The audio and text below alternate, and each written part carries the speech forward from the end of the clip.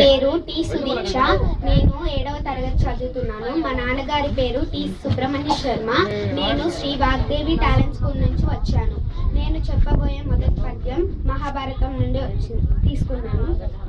ఒరులేయ వ్యనరించిన నరవరయ ప్రేము ధనమనంబున కగు దానొరులకు నవిసేయకునికి పరాయణము పరమధర్మ పదములకెల్లన్. 2వ పద్యం.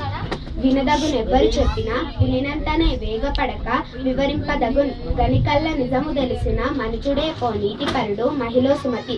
3వ పద్యం. ఆ కొన్న కూడే అమృతము తా కొందకు నిచ్చువాడే దాత దరిద్రిన్ సోకూర్చువాడే మనుజుడు తేకువగలవాడే వంశ తిలకుడు సుమతి. భావం. ఆకలి వేసినప్పుడు తిన్న అన్నమే అమృతంలా రుచిగా అనిపిస్తుంది. విసుగు లేకుండా దానం చేసిన వాడే నిజమైన దాత. కష్టాన్ని ఓచుకున్న వాడే మనిషి.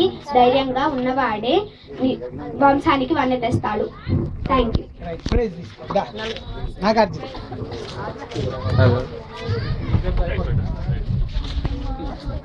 మీరు ఇస్తే